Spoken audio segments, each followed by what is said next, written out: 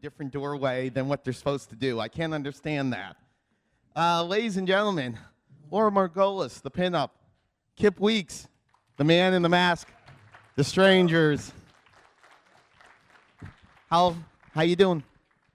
Is this on? Yeah. That's on, young man. Jay. It's good to see you. Good to see you. Good to see you. And let's go around here. Miss Margolis, how are you? Good to see you again. So, I was telling the story about issue 37 that I shot for HorrorHound and how much The Strangers impacted me with the photo I had taken, the final scene where you're standing over Liv Tyler and Scott Speedman, and you know that moment when you realize that no matter what they do, it's never going to get any better, and they're pretty much doomed, and how much it impacted me.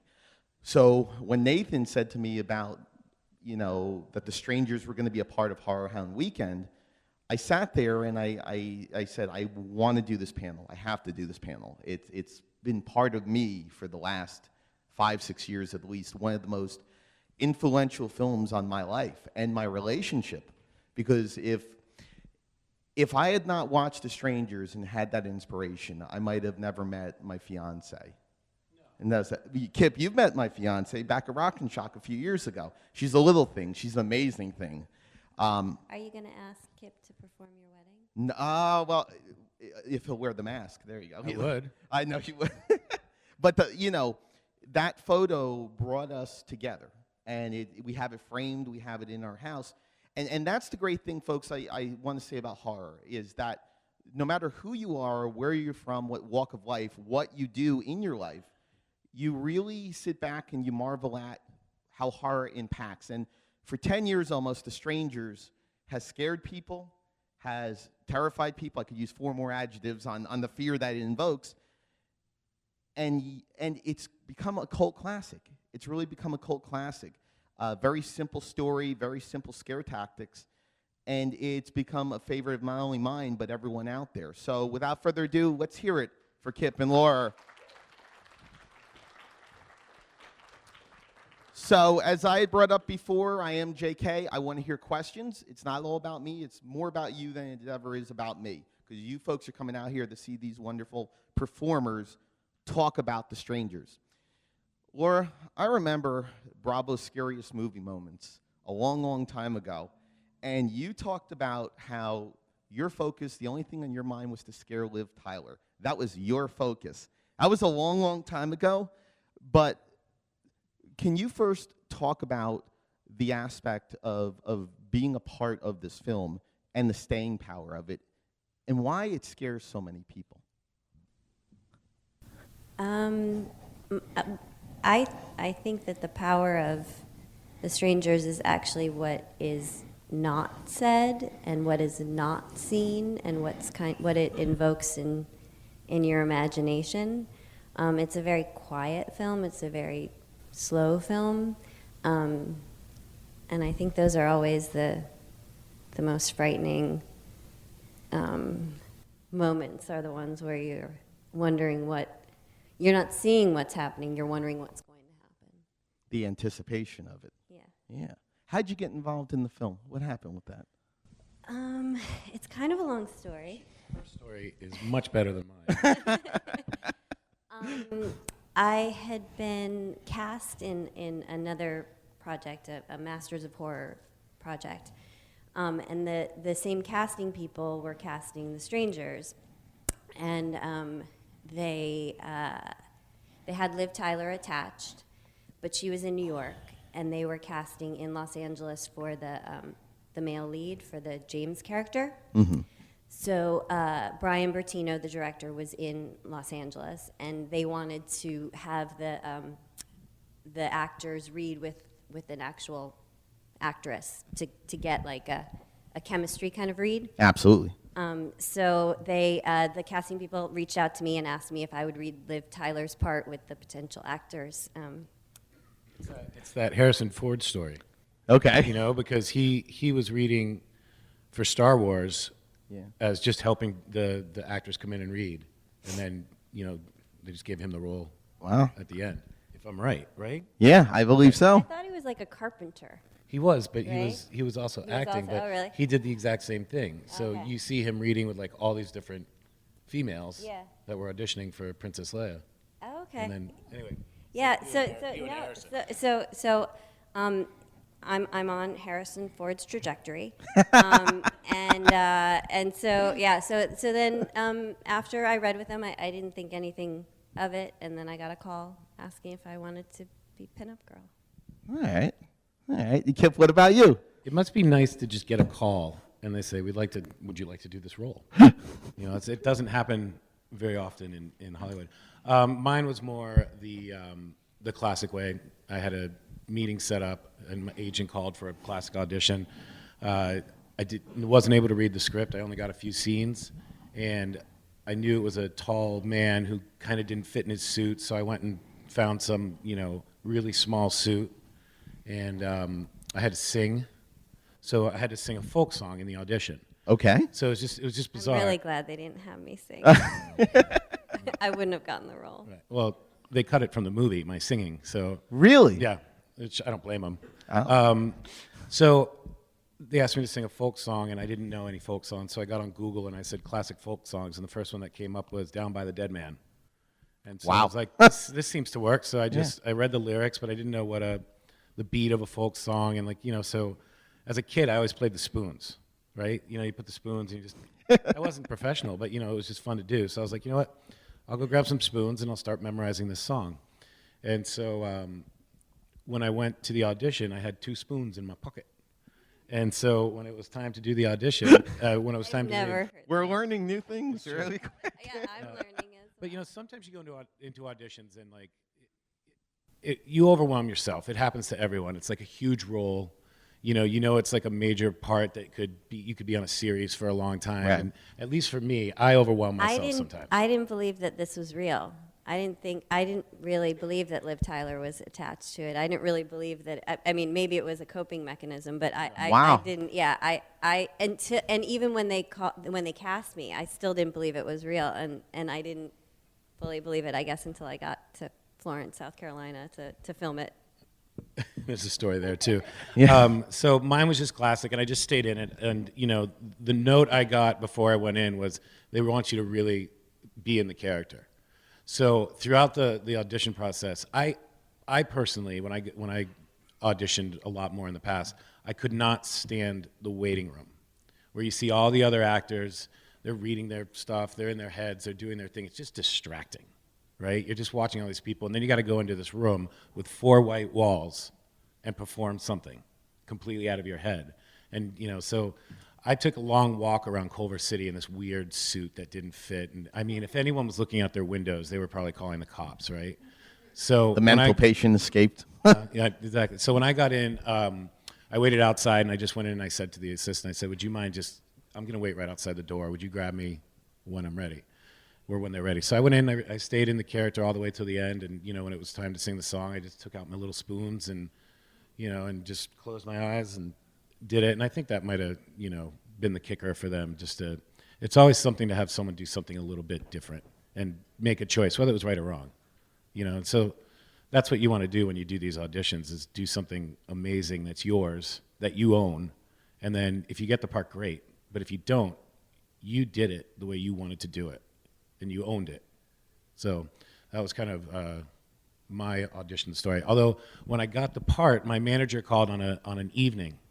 She didn't know much, but she said, "Oh, I just found out you got the part for the Focus feature film, and it's called The Strangers. It's with Liv Tyler, and you're shooting in Florence." I couldn't believe Italy. it. My wife was Googling the entire night all the museums she's going to, everywhere she's going to be, all the places to take our 5-year-old son, all the travel, all the food, everything, like a whole new culture to go for the next 3 months, right? And then the next day, after all this excitement and calling our families and telling where we're going, our agent calls back and goes, "Oh, by the way, that Florence thing, it's correct, but I didn't know there's a Florence, South Carolina, and that's where you're going to be filming." So, didn't make it overseas. It's stories like that that really kind of gives light to a movie that talent is really tested in that. Your acting abilities are really tested because there's no dialogue. almost no dialogue. In fact, the only member that really has dialogue isn't even here today with Gemma Ward. As performers, when you found out that, as Kip, as you had talked about how the song was cut out, when you find out that you have very limited dialogue and you have to emote through a mask as well as through your body movements, I mean, is that something that as performers, as actors, that you look for in your career? That ability to go beyond the spoken word and just captivate an audience with just a simple movement or a simple action? I think it's all part of the process. Like, it's acting or whatever. Living, being, existing is not just in your face. It's in your entire body, and it's in your eyes, and it's in your energy, and it's in your intention, and so I think that's the whole thing. The original script, though, was not entirely in masks, and what we shot was not entirely in masks. There were some scenes without the masks. The stabbing scene was shot without masks, and then they had an original cut of it that I saw. I don't know if you know that I saw it. It was super intense, very emotional, extremely intimate. This was Brian's cut, and then they then cut around it to keep our faces more mysterious, right. And the couple of scenes without the masks were also cut, and that's why at the end we're in Liv and Scott Speedman's clothes, James and Kristen, right? We're in their clothes at the end. Because there had been scenes where we were unpacking their bags after we cleaned up, and we changed into their clothes. It's turning to a true crime story. Exactly. We're in front of our eyes. Right in front of our eyes. Good. Also, something I just realized that we actually never discussed. We never had a meeting with Brian about what we're supposed to be and what our movements are supposed to be and right. what our flow is. We never had that No, discussion. none of that. No discussion. But I just of that. realized Wow. now, throughout the whole film, and you saying that because it's exactly the same, I knew I was going to have this mask on, and I knew I didn't want to move quickly. Everything had to be slow, I knew methodical. I had to move intentional. quickly Yes. because I'm little. You what? I said I knew I had to move quickly because I'm little. Like, you guys had the height and that presence, so I had to be more scrappy and angry. Scrappy. Because I mean, I was by far the shortest, smallest one on that set. Scott and Liv are as tall as you are. Yeah. Right? I think so. Yeah.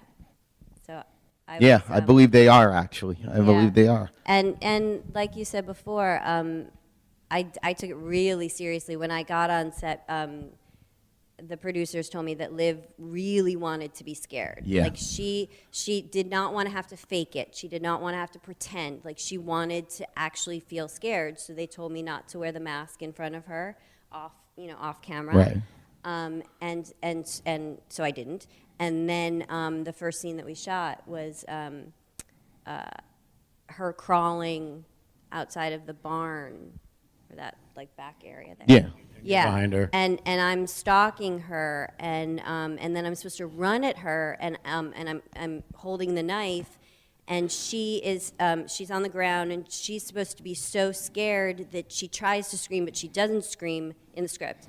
And I'm screaming, running at her, and then I'm supposed to freeze over her, and then I think run away. Like a cat and mouse aspect.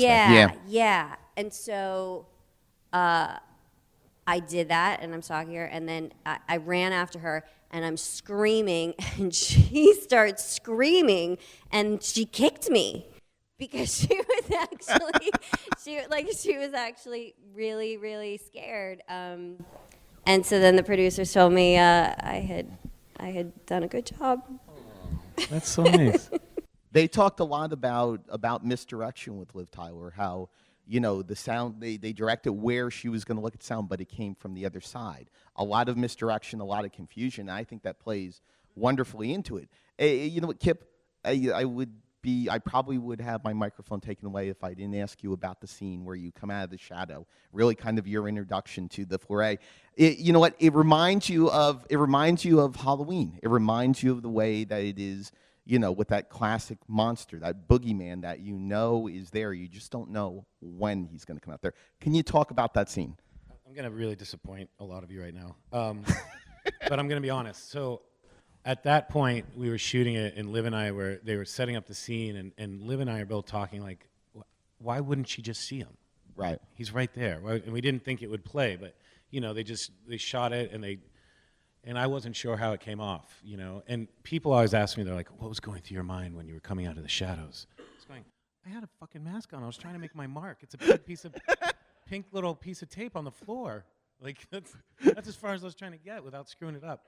But I saw the movie for the first time in a theater in California, and it was the opening weekend, and I'd bought my tickets, and we got the very last seats, and the people were sitting in the aisles because all the kids were buying, you know, tickets to the PG movies and sneaking in. And I knew the scene was coming up, and so I just kind of sat there. I'm like, oh, here we go. And everyone screamed their ass off. Like, physically screamed and yelled at the screen. I feel like, I swear someone went, oh, hell no. You know, and they did. And I've never watched people yell at a screen. Like, they're yelling at the movie, and I'm like, this is so bizarre.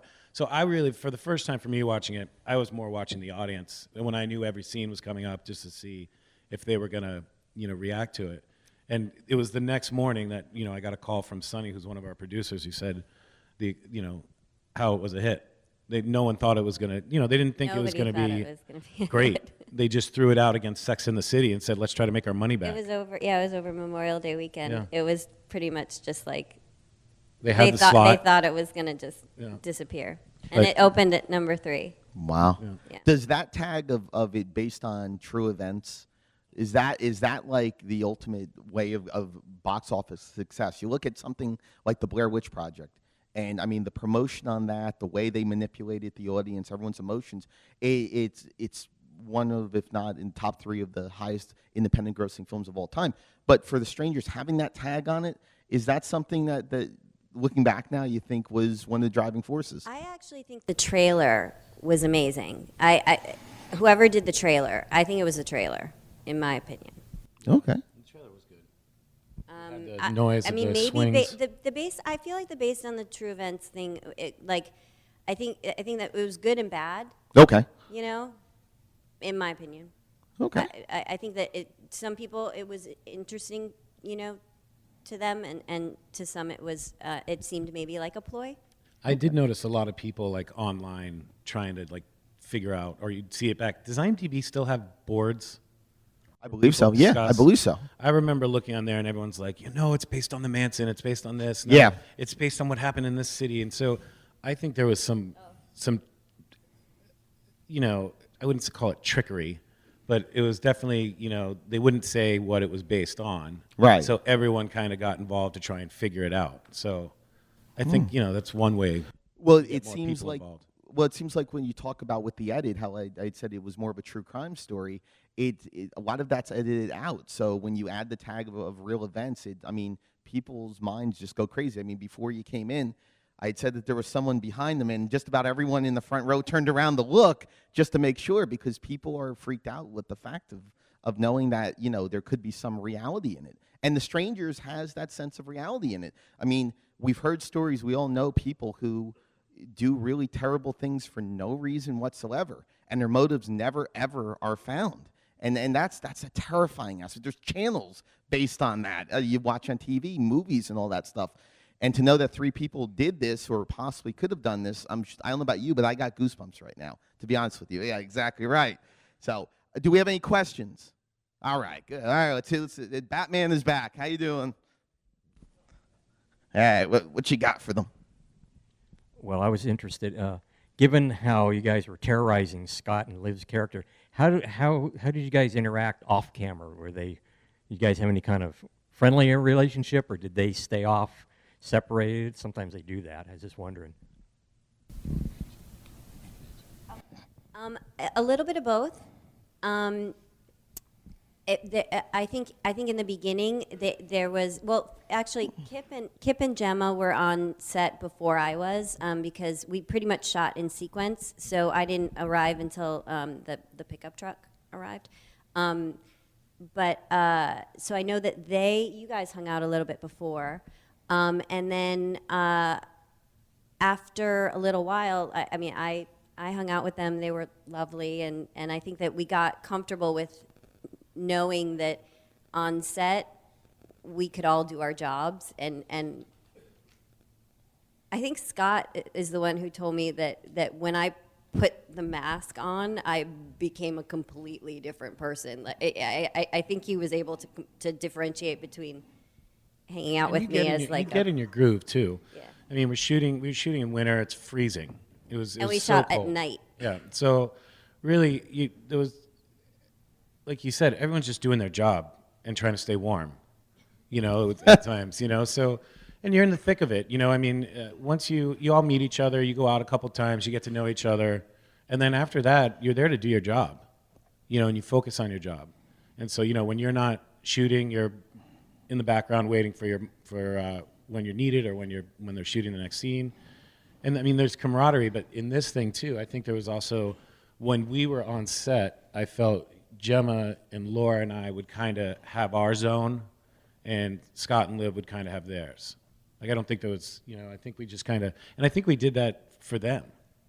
It was kind of a mutual thing. Like, we'll let them try to be in their character as much as possible to help them do it. Talk about the masks, because you had brought up two separate people with the aspect of the pinup mask. When you first saw them, what were the thoughts on them? How did they reflect you as performers? I was actually super impressed with Brian Bertino's his interpretation. Like, Gemma was doll-faced to me. Yeah. Like, the mask looked like her, and weirdly, I felt like and he looks like a sack. That's the first Wow. time I've gotten that one. Well, thank you. But okay. you looked like yours. All the masks fit. It was Yeah. crazy. It was crazy. But the costumes, I think you've talked about this. We were very involved with like our wardrobe, Yeah. though. The masks were done before we got there. Oh, you So did your Sonny, mask? Brian, and I. Sonny's the producer. Yeah. We sat with one of the girls on set. I forget her name, but she was Sonny's PA. But she was also an artist. So they brought in all this canvas and cloth, and we made the mask in the hotel room. Really? Yeah. So we would try on different ones, and then at one point, I think we just turned it inside out. Yeah. And then we were like, oh, we'll go there. And then it's like, what do the eyes look like? And saw the eyes, and then it's like, well, let's burn them. And then, we burnt the eyes, and then, and then the little smile came on, and, and everyone just went, that's it, As simple as that with it. With the costuming for it, Kip, you talked about the suit, but the little outfit, Laura, that you had to wear, was that something that was put together? Is that your own choice for it? The wardrobe, if I remember correctly, she had a bunch of options, and I think I did pick out that sort of top. Yeah. And then just they were like knit leggings, which because I was outside and walking and running and doing all this stuff, they got super stretched out. So we had to keep sort of taping them and making sure that that they didn't turn into like, huge baggy pants. Wow. I think you can probably tell if you really scrutinize it, like you start to see them bunch towards the bottom of my boots. Wow. And then we did. You paid attention to a lot of detail. I did. And I think because it was so cold. Too So cold I to think- talk at times. Yeah. You would just sit and like when you get released, you would run to this little tent that they had a heater. Oh, they had the and you would hand just warmers sit. too. They had those things Yeah. that you put in their pockets, that you break up and they keep your hands warm. We had those, and we had these huge coats. Yeah, the huge parkas. And Is that why you guys kept running out of that barn area? You had everything back there. Because every time they would pan over, someone would be running out of there. It's like a home base, you know. Yeah. We were outside in the middle of the night for a long time.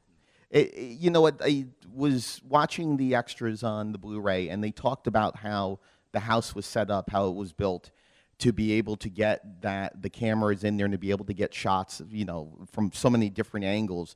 And it creates atmosphere. It creates the POV. It creates great tension in there because, you know, whether you're looking at a long shot, whether you're looking at something wider, whatever it is, it all seems to come together like a really well-constructed puzzle. Can you talk about the set on there and working in an aspect of a set where you have such open capabilities for the camera to be able to cover everything? I mean, you basically just said it. You know, the kitchen, it looked like everything you saw there was built. It wasn't different rooms. You know, it was all connected, and everything was open, so cameras could come in at any point from any angle, and walls could just be pushed back. Right. You know, and the camera would come in, and then when we need to do a reverse, you know, it'd go to the other side, the wall would be pushed back in. But one thing that was really kind of cool about being on set is they did all the sound effects while we were shooting. That's wow. So everything that you heard was being like all the noises, everything was already predetermined, and those, I forget his name, but he was really nice. But he would be over there doing every noise, and so what they would do, Liv and Scott and us, we wouldn't know. I mean, for us it wasn't as important, but those guys didn't know when noises were going to come. Right. So their reactions were real.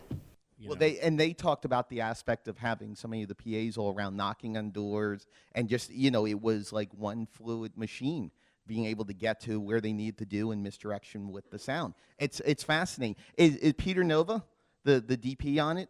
What did he bring to it? Because, I mean, I see a smile on your face, Laura. It's extraordinary, the coverage he got for that and what he crafted. Well, he's amazing, and he's a legend. And he, I think he did Dances with Wolves. Yeah. I mean, he's fantastic. And the lighting, too. I do remember, this is a fun, slightly embarrassing, well, self-deprecating little story. Go ahead. You're among friends. It's okay. Curious. Yeah. So, like I said, we were not aware that our faces would be obscured or changed or cut around when we were shooting it. And so we had been in masks. We shot in sequence. We had been in masks for the better of like 6 weeks. And then we were doing the final killing scene. And we all take off our masks and expose ourselves to the victims. And I think you guys had taken off your masks before me, or maybe I was the first. I can't remember. I think you were the first, actually. Am I the first one? Yes, Okay. you're the first one. So I went to Peter, right? Yes. Peter. Mm-hmm. I went to Peter, and I pulled him aside, and I said, I'm the only woman on this set who is not Liv Tyler or a supermodel. Do you mind lighting me really well? And he said, what you gotta do. And he said, sure thing. And he took a little extra time lighting. Little did I know that would never be seen. Yeah, I got scolded by him. Did you? Yeah, we were, you know, they were, honestly, like sometimes we'd be in between a shot, and it'd be like an hour. You'd be like, what the fuck is everyone doing? We're already lit. Like everyone's having discussions. All of a sudden there's guys smoking, and you're just like, what are we doing here? You're standing there waiting for the next scene. So I just remember, I don't know what I was doing, but I wasn't paying attention. And I guess they got back into it, and Peter looked over at me and goes, actor, let's shoot a movie, you know? And I was like, I've been waiting for you, you fuckers. You know, so I just, you know. Well, let's get the question here first, because I've always got questions. Go ahead. No, I was just wondering, was there anything that influenced your character at all? Because Kip, I've always thought that you were very like Michael Myers-like, just walking around in there. I mean, so was there anything that you guys watched, or did Brian give you a lot of direction on how to do that? Because I know there's always that famous story where John Carpenter told Nick Castle, just walk. Is that kind of what Brian gave you too? No, not really, not at all. Brian didn't give us much direction. I found my direction. It's a weird story, and some of you might know it, but I was trying to figure out, how am I going to make this character amazing? Like, before we started shooting, like, this is my opportunity. I got to figure it out. right? I've got to figure out how to do all this. I know I'm not going to speak a lot. What do I do to make myself stand out in this mask? How do I portray myself? So I'm with my son, and we're going to the LA Zoo, and they had a huge gorilla exhibit that they just opened. So we go up to the gorilla exhibit. I don't know if any of you guys have ever been to the LA Zoo, but it's gorgeous, and then you've got all these steps where you can sit and just watch the gorillas. So we get on the steps, and I'm sitting with my son, and I'm still thinking about this, and the gorillas are up there, right? And they're in this huge, beautiful, like, jail, basically. And they're looking back at us through the plexiglass, and there's this huge gorilla. That's it. That's how I'm going to play this. And every time I got in the mask, I remembered what that gorilla was doing. And that's how I just went through the whole way. So I always made sure, like, I pulled my mask back so you could see my eyes, so you could see how I was looking from 3/4. You know what, if I may ask, was there a backstory that you concocted about why they did it, or what the motivation of the character was? Because I was just talking to a couple of people before the panel, and they were talking about their motivations of their family and the backstory of how they connected to a distant cousin. Was it anything in particular that caused the strangers to do this, in your minds? Well, for me, I tried to connect to the sort of emptiness and helplessness and nothingness. Okay. I'm sorry? No, I said okay. Go. Oh, yeah, okay. yeah. I thought you said NorCal. I was like, okay. Sure. Throw it on. Exactly. That I felt like a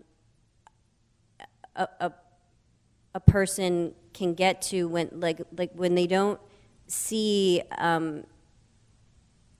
a way out or a future or anything, and so you can feel a little dead inside, and so for me that was the place that I went to, of just not seeing any options and not seeing any happiness or connection to people or connection to a society or a community.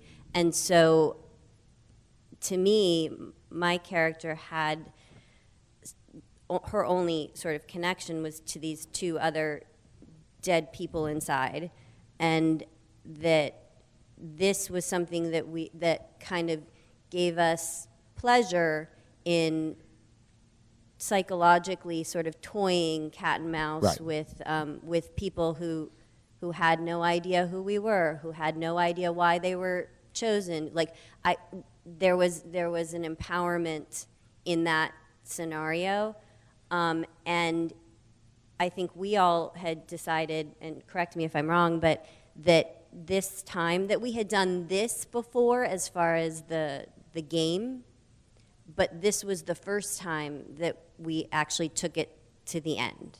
And I always considered in my head that Gemma's character was the leader. Yes. So before, like, I think I'm the first one to stab. I forget who it was, Liv or Scott. I think I stabbed Scott first. And yeah, so I just remember, like, I looked up at Dollface to get approval. Right. Are we doing this? Questioning it. And then when she nods, and that was it. Then we went in. But Laura just brought up something. The first time I've ever gotten knocked out was during that scene. Out cold. He got knocked out. He got knocked out. During that. And I don't remember. All I remember is I was tying Scott Speedman up, and Brian, I guess, had told him to struggle, and he told me to, like, whisper, like, horrible things in his ear. So I'm, like, messing with him. He's trying to escape. I can't see anything. I'm wearing the mask, and he just flies back, right? I get headbutt right in my mouth. All I remember is having no feet and just going, and I lied on the ground, and I looked up, and it was like a cartoon. It was stars. It was everything. I think I looked at the one guy, I don't know who it was above me. I go, do I have any teeth? And the next thing I knew, I was back in my trailer, and all of a sudden I came out of this blur, and someone's talking to me, and they're like, "Don't you remember where you were for Thanksgiving?" I'm just like, "What? The fuck is happening?" And Laura told me I didn't know what happened like after I got hit, and she was just like, I guess, told me a bunch of people came in and like they whisked me off set in seconds, and so I had this humongous. I mean, my lip I was lucky it didn't gash. I just realized why they cut our faces out of the film. What did I do? You had a huge Yeah, you can. lip, like, That's not it. oh my god. It makes sense, It's all my actually, Laura. fault It now. does make sense. No, it's not my fault. It's totally holy- his well, fault. Now I've ruined it. Now this is Confessions why here you're at not in the HorrorHound. sequel. This would be an entirely different film. But I have no doubt. Wow, Kip. You know. I don't even know where to go Got after that. scolded again, just so everybody knows. Oh my God. You know what? Even the accidental conflict you had with Scott Speedman, Laura, let me ask you: with someone the size of Liv Tyler, her height, was there anything that was any direction given to you, or anything that you came up in dealing with that size difference? No, there was. It was never addressed, but I felt a keen responsibility to make up for my size in just. Ferocious. Yes, just something. So I just harnessed every hateful bone in my body and hurled it at her lovely 6-foot frame. Yeah, there was a scene that got cut where we put them in their wedding clothes, right? And then Oh, I yeah, carry that's her. why they're I pick her dressed up in- and yeah, I carry that's her why from they're the back dressed in- bedroom to the chair, and that's when they're knocked out or something. I don't know. I carry her to the chair, and Yeah. I had to go from like this back hallway. They shot this long shot. I remember. And Liv is gorgeous. She's amazing. She had, and it was just, she's 6 feet Easy. tall. No, I'm not. I just was always worried I was gonna like drop her. Like I'm walking down the hallway or hit her head into something. So anyway, I'll end it at that. All right, we have a question over here. Go ahead. Okay, I was going to ask about the a couple things really. We've all heard about how originally there was going to be more of a Manson-esque thing going on. I think Liv Tyler's talked about that, and you guys have touched on how at least we would have seen your faces or whatever. And you just said it would have been a completely different movie. So I was wondering if there's anything you could share with us about like maybe what further characterization the characters might have gotten in that version of the story or that cut of the movie. And then I also wanted to ask about what the context was of the scene that you were in that was cut, where you were supposed to sing the song. About the There you go. All right, I'll answer the first, and then you go into the song. Except now I can't remember the first. It was The Manson oh, aspect, how character development. Well, no. I think yeah. What his original vision was for the characters. As far as I knew, and the discussions that I had with Brian, the terrifying element of it was that we were just regular people. And that's what the faces were supposed to reveal. That's what we were supposed to be. We weren't monsters. We weren't monsters. We weren't Burnt. what? Burnt burn victims. Like everyone's hurt. All these Yeah. like Freddie and all these Yeah, guys. no, we were just bored. And that was supposed to be kind of the point of it. Because you were home. Exactly. Yeah. And the singing part, I don't know if the part with Liv got cut, but there's a Rita McEntire song, and I forget what it is, so I'm sorry, but Liv would sing it when she was trying to soothe herself. And so there's a scene where Liv's hiding in the closet, and I come and I sit down at the table, and there's ice cream there, and I take off my mask, and I start singing her song, letting her know that I know she's in there. That's not in the movie? No. I sang really bad. I tried to sing it like Rita McEntire, which I shouldn't. I didn't make it my own. Simon Cowell would have been like, no. But I can't imagine what everybody... No, I didn't know I didn't really get direction, so I was like, I'm not a good singer. So I sat down and I really went for it. Like, and I mean, the pitch was, and it was not scary. I don't know. It's a little scary. And I got to be ice honest. cream, next thing you know, it's like, it just didn't work. It's totally on me. Like that was so bad. I could have done. It could have been something amazing, looking back. Like if I'd done it in just the right way, but I didn't. I'm starting to realize that this movie could have been so much more than what we see on screen. All the stuff that's coming out about it. That's one thing. Except for, I guess, the Blu-ray DVD, there's been nothing. There's been no different director's cuts. There's been no. I mean, I know that they have I guess the sequel, the next chapter, whatever you want to call it. I think they're doing another for 10 years. I think they're doing a 10-year Blu-ray re-release something. I'm hopeful that they'll include I'm hopeful that that'll actually include some deleted scenes, and I think it would be really, really cool. And my dream would be that it would include the original stabbing scene that I saw, because I was crying watching it. It was. But that cut was 122 minutes, and then when the studio took it, basically, Edit it down. turned into 88. My favorite scene the whole film wasn't in, and it's when we were changing out of our clothes after we had done the kill, and we're all standing in the kitchen, and we're standing in like this plain underwear, right? Just it could be 1970s the way it looked, with everyone's look and how, and we were just bagging up the clothes, and then we just kind of all stand there in our underwear and stare at each other. And I just thought it was a great scene. And again, I also thought I could sing. So, it might not have been as good as they wanted, but I liked it. You keep ruining it. I know.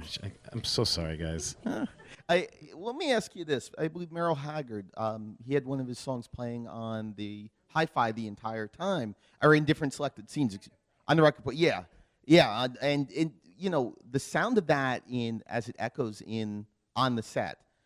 For you guys on there, what was it like dealing with the echoes? I mean, did the sound really create that kind of atmosphere on there? Because I know with the record, it really does make a difference in certain scenes. It just adds the tension to it. Was there anything from your perspective on the sound for it? I don't remember. Okay.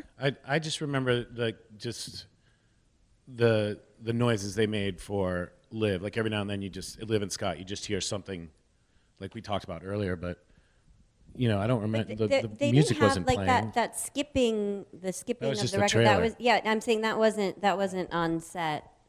It wasn't playing like when we were the trailer filming. that's part of why you like the trailer so much, because Yeah, so good. Question. Well, first, thanks for talking about the film. I didn't know anything about the behind the scenes. I just know it's a good movie, and you guys did good work in it. So it's really interesting hearing about these stories. So thanks for the time. My question is, well, you already talked about getting kicked in the head and knocked out, but what was the most challenging thing that you remember from the project, whether it be a stunt or doing something in particular for the director of photography? Like, technically, what challenged you the most that you can remember? I don't think I had any technical issues. I kind of knew what I was doing the whole time. I determined what I was doing. So until someone told me I was doing something wrong, I stuck to my, what I wanted the man in the mask to do. As far as just what was difficult, was just the cold in the nights. When you're, and so I don't know, some of you guys might work third shift. You're going to work at 7, and we would do 10-hour shifts. So we're going back to the hotel at 7, and you do that for 6 days in a row, you become a vampire. Yeah.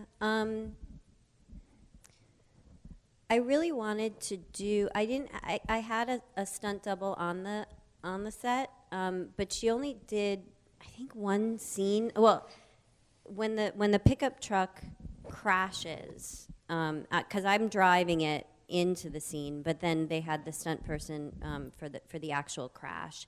That one, fun fact, was the stunt coordinator, a man. So that was Cal was for the actual impact, because I think he was nervous about my stunt double in that one. But I wanted to do, as far as difficulty, the only other scene that I remember that I had a stunt double for was the smashing of the transistor radio in the barn. And I was there all night waiting, because I said, I can do it. And they said, okay, but we're just going to get a couple safety takes with your stunt person. And I was like warming up all night, just wielding a huge, heavy, what is that, like a sledgehammer thing. And I was there until 6 in the morning, and then they wrapped and said, never mind, you're not going to get a chance to actually do it. So my potentially most difficult, physically at least, stunt, I didn't too. Hey, let me ask you about the final scene with it being in daylight. You know, you've had about 95% of the film at night. It's very claustrophobic. You're dealing with a lot of location and space. What does the daylight do to that final scene? What does it add, in your opinion? I love when I open the drapes. I just think it's such a signal, like that. A new beginning. Well, God, the end. I mean, just like the like, there's no going back. That it's daylight and we're showing our faces and this is it, and it's just so sad to me. Yeah, so that's what daylight to me means. Like, there's like the game's over. The game's over, but it was also, we just got started, you know. So we were ready. Yeah. We get into the pickup truck, and you know, next time it'll be easier. That's a fascinating scene. That's a very tense scene, going up to the kids and taking the literature and the contradiction on it. With that kind of scene, that final scene with the edit on it, Kevin Gruitt, who did Saw, who's done a lot of different work as a filmmaker and as an editor, were you happy with the final sequence and the way that it happened? Because I know you talked about different things with the fat lip, with the aspects of not seeing your faces. I mean, I think it adds more terror to it. What's your opinion on the way the final scene's cut? Oh, I love that long shot. And that one, I think that's how we shot it. We didn't have close-ups for that one. We had close-ups For the truck driver. for the truck scene. As far as I remember, it was just that long shot. And again, it was all of our just choices. For me to get out and like stand on the side of the truck while she went and Gemma went and spoke to the religious boys. These were all just like, we kind of were winging it. Yeah. We have a question here. I was just wondering if you've had any interesting reactions from family or friends after they saw the movie and saw what you did. Did they know it was you? Are you sorry for? Oh, we got the redemption aspect of it now. I don't think so. No. I am. You are? My parents were just, you know, my mother is my mother, so any movie I do, she dissects it. Why don't you call someone and have them put the scene in where you take the masks off so we can see your face, honey? Mom, who do you want me to call? Well, who runs that studio out there? They're not on my speed dial, I'll tell you that much, Mom. You know? She always says things like that. And another thing, I was shooting this movie, Glory Road, and they did an auction. We were raising money. So we signed basketballs, right? And people bid on them on eBay. And so that, you know, whatever we were raising money for at the time. And I was kind of excited mine sold. I was like kind of new. No one knew who I was, you know, and all these big actors were in the movie, and so it sold. I went home to visit my mom. My basketball was sitting there with my signature. I said, Mom. She goes, I wanted it. I go, I could have signed a ball for you here. She goes, well, I just wanted to support you and make sure that, you know, your ball sold. And I'm like, how did you even know what was going on? Wow. You know, even to this day, I mean, she's still. Oh, Everything. Lord. We got a couple minutes left. Any other questions from the crowd before we wrap this up? We got one right up here. We'll close it out with your question. Go ahead. I can't remember if you touched on it. When you read the original script, was there any like backstory that like tied in like exactly how you guys were connected? Like No. and then was there a reasoning behind Ryan doing the scene in or the whole movie in chronological order? 'Cause that's pretty rare that movies are filmed that way, right? It was his choice. I'm pretty sure it was. I don't know for sure if it was his choice, but he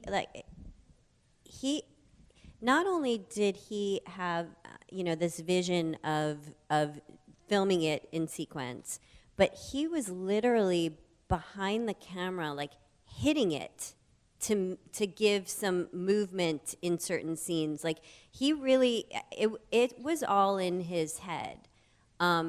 He was hyper focused. Yeah, this was his first film. This was the first film. He was the writer and director. 28 years old. Yeah, young. And I think he was just super underestimated on that set, as far as I can tell, because I think he had everything in his head, and he knew exactly what he was doing. But in the script, no, it was. The strangers were very mysterious in the script, and when I was reading it, I was like, are they supernatural? Are they like what? Like, I mean, it was a page turner. The Vampires. script, I know, like I gotta find out.